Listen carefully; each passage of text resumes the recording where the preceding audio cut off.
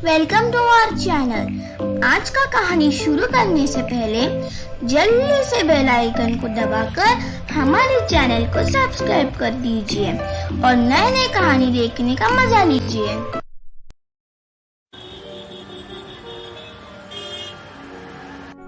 Inspector, मैं आपको कितना बार बोलूं कि मैं अपनी पत्नी का खून नहीं किया है? आप मेरा यकीन क्यों नहीं करते? झूठ। आप झूठ बोल रहे हैं आशीष मित्तल। आपने ही आपके पत्नी प्रिया मित्तल का खून किया है। हमारे पास उसका सबूत भी है। Hello, police control room. Sir, मुझे बचा लीजिए। मुझे मेरी पति मारना चाहता है। मैं प्रिया मित्तल बोल रही हूँ। आप जल्दी से आ जाइए, वरना वो मुझे मार डालेगा। प्लीज आप जल्दी से आ जाइए सर, मुझे बचा लीजिए। सर प्लीज जल्दी से आ जाइए। ये वो फोन कॉल है जो आपकी पत्नी प्रिया मित्तल ने कल रात की 3 बजे पुलिस कंट्रोल रूम पे किया था। अब आप बोलिए मिस्टर मित्तल कि ये आवाज आपकी पत्नी की नहीं है? इस फोन कॉल को सुनने के बाद क्या आपको नहीं लगता कि उसी वक्त आपकी पत्नी को कोई मारना चाहता था?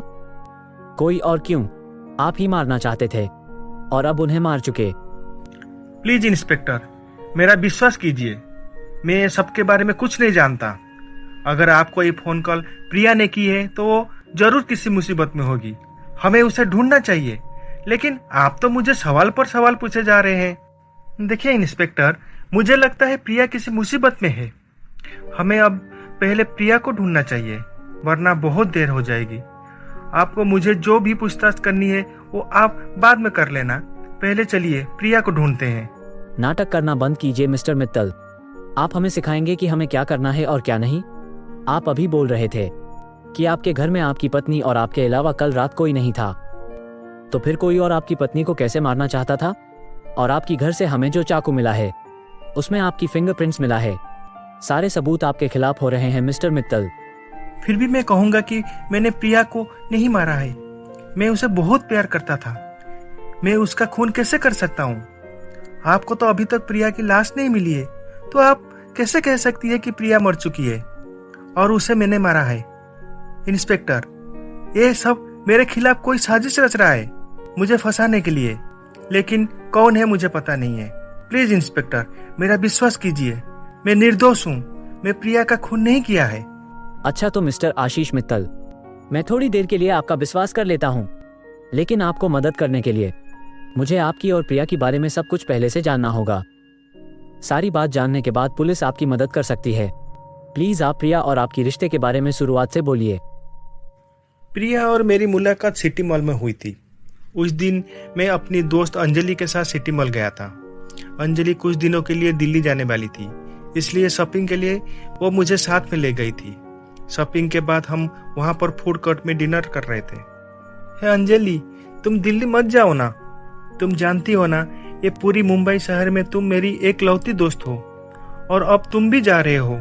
तुम्हें छोड़कर जाना कौन चाहता है? तुम एक बार कह दो कि तुम्हें मुझसे प्यार है, तो तुम्हें छोड़कर कभी नहीं जाऊंगी। क्या सोच रही है? कुछ नहीं, बस ऐसे ही।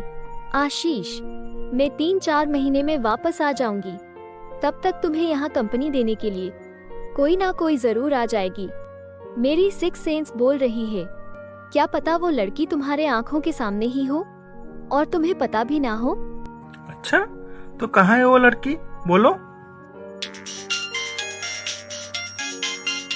आशीष, पापा का कॉल है, मैं अभी बात करके आती हूँ।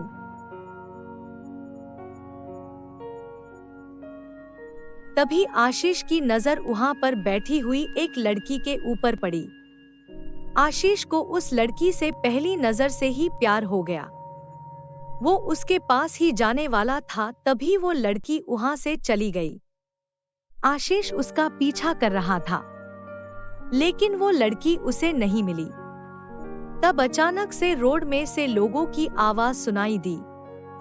आशीष वहां जाकर देखा तो वो लड़की रास्ते में बेहोश होकर गिर गई थी। आशी से देखकर उसे तुरंत हॉस्पिटल लेकर जाता है। डॉक्टर उसकी इलाज करते हैं। डॉक्टर, वो लड़की अब कैसी है? डोंट वरी मिस्टर मित्तल, अब वो बिल्कुल ठीक है। उनका बीपी काफी लो हो गया था। इसलिए शायद उन्हें चक्कर आया होगा और वो गिर गई। मैंने उन्हें इंजेक्शन दे दिया है। अब कुछ समय में उनको होश आ जाएगी, फिर आप उनसे मिल सकते हैं। Okay, thank you doctor. तभी अंजलि का कॉल आता है। हाँ अंजलि बोलो। आशीष, तुम कहाँ हो? मैं तुम्हें मॉल में हर जगह ढूंढ लिया, लेकिन तुम कहाँ चले गए मुझे बिना बताए? और तो और तुम्हारा मोबाइल भी नॉट रीचेबल दिखा रहा था। जानते हो मैं कितना डर गई थी। रिलैक्स अंजलि, मैं अब सिटी हॉस्पिटल में हूँ। क्या तुम वहाँ क्या कर रहे हो? तुम ठीक तो हो ना? उसके बाद आशीष अंजलि को सारी बात बताता है। थैंक्स गॉड, तुम्हें कुछ नहीं हुआ। मैं तो हॉस्पिटल के नाम से ही डर गई थी। मैं अभी वहाँ आ रही हूँ। कुछ समय के बाद उस लड़की को होश आती है। होश आने के बाद आशीष उसे मिलने जाता है। मैडम, ये आशीष मित्तल हैं। इन्होंने ही आपको हॉस्पिटल लाए थे। Thank you so much sir. मैं आपका ये एहसान कभी नहीं भूल पाऊंगी। इसमें एहसान कैसा? इंसानियत के हिसाब से मैंने आपकी मदद कर दिया। ऐसे डॉक्टर ने कहा है कि आपका बीपी काफी लो हो गई थी। क्या स्ट्रेस है आपको? ऐसी कोई बात नहीं है।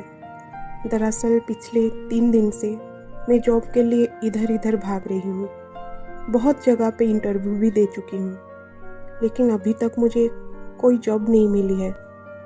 इसकी वजह से थोड़ा सा मैं आज स्ट्रेस में थी। जब मैं मॉल से घर लौट रही थी तब अचानक से मुझे चक्कर आ गया और मैं नीचे गिर गई और बेहोश हो गई। आप जॉब के लिए टेंशन हो रही थी। अब आप ये समझ लो कि आपको जॉब मिल गया। लेकिन कैसे? कल सुबह 10 बजे आप मित्तल इंडस्ट्री में पहुंच जाइए। वहां पे आपको जॉब मिल जाएगी। ऐसे आपका नाम क्या है? आपने आपके बारे में अभी तक मुझे कुछ नहीं बताया है। मैं प्रिया रॉय हूँ। मैं यहाँ अपनी फ्रेंड के पास रहती हूँ। मैं एक अनाथ हूँ। मेरे आगे पीछे अपना कहने को मेरा कोई भी नहीं है। तब अंजलि वहाँ पर पहुँचती है। अंजलि, ये प्रिया है जिसके बारे में मैंने तुम्हें फोन में बताया था। ही प्रिया, अब कैसी है तबीयत तुम्हारी? मैं अब ठीक हूँ। अच्छा आशीष, हमें अब चलना होगा। काफी समय हो गया है। मुझे कल दिल्ली भी जाना होगा। हाँ अंजलि, तुम सही बोल रही हो। प्रिया, तुम कहो तो तुम्हें हम घर पे ड्रॉप कर दें? नहीं, मेरी फ्रेंड आने वाली है। मैं उसके साथ चली जाऊंगी। ऐसे भी आपने मेरी काफ़ी मदद कर चुके हैं। उसके लिए आपको फिर से बहुत बहुत शुक्रिया। अपना ख्याल रखना प्रिया, हम अभी आते हैं। उसके बाद आशीष और अंजलि वहाँ से चले जाते हैं। अब आगे क्या होने वाला है, जाने के लिए देखिए हमारा अगला एपिसोड।